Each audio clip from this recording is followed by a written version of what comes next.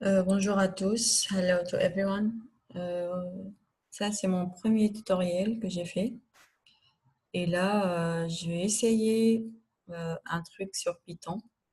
J'essaye de tirer deux variables d'une loi normale, d'une distribution normale, d'une distribution gaussienne, en utilisant Python, bien sûr. Donc là, je vais faire un petit code et je vais vous expliquer ce que j'ai fait. Et c'est quoi? En fait, je vais vous expliquer aussi la corrélation entre les variables et comment introduire cette corrélation. Donc là-dedans, je vais commencer à importer NumPy, bien sûr. Import NumPy as NP. Donc le module NumPy va être appelé comme NP. Je vais aussi plotter ce que je veux programmer. Du coup, j'ai besoin de matplotlib.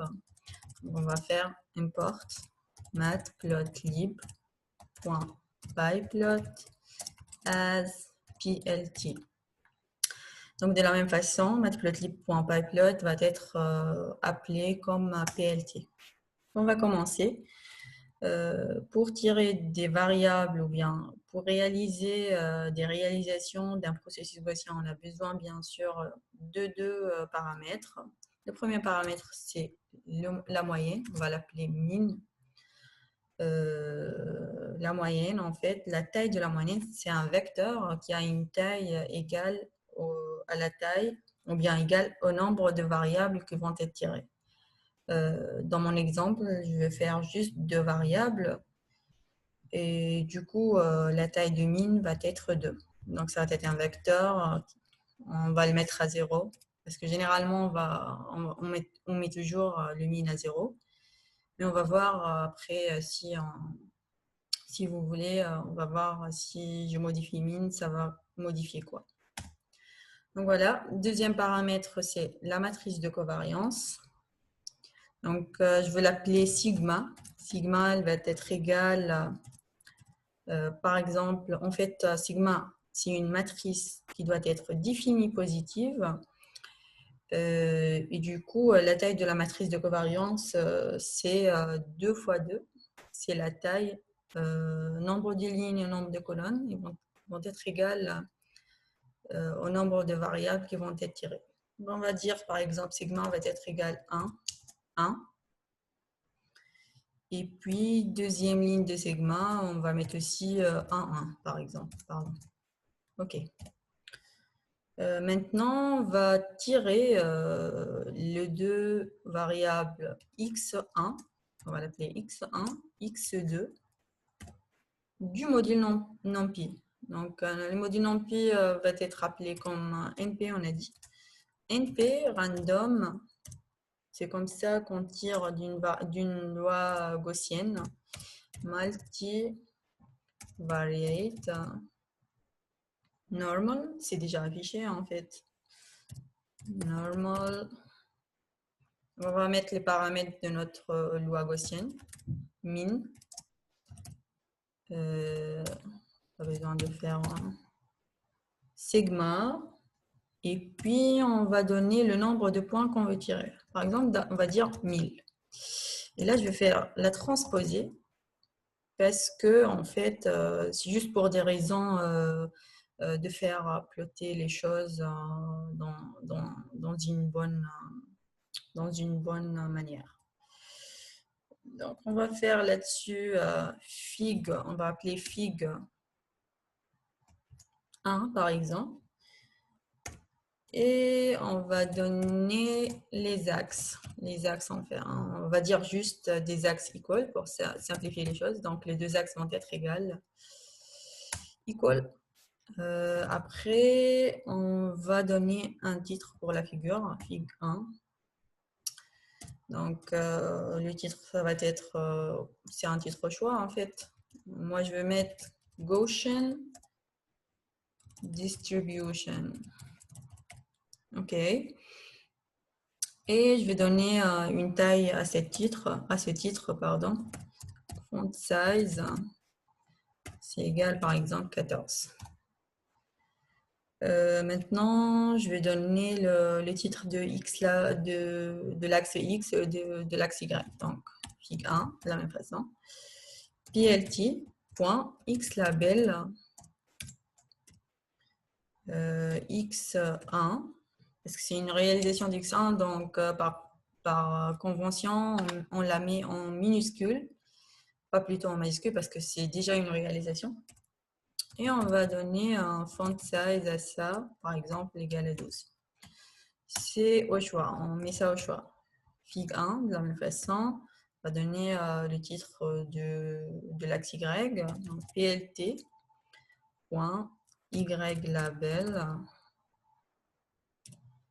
x2, il faut mettre ça, x2, hop,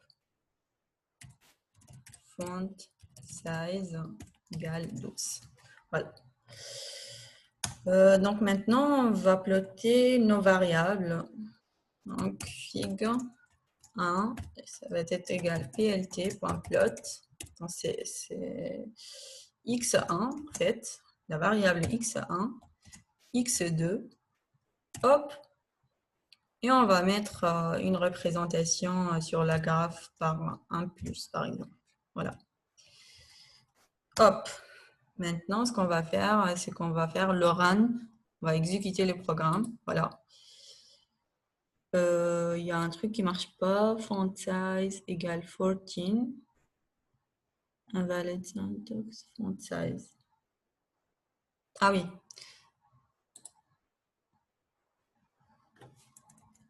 Je pense parce qu'il y a... hop. Ça peut être bon, non? Font size égale 14.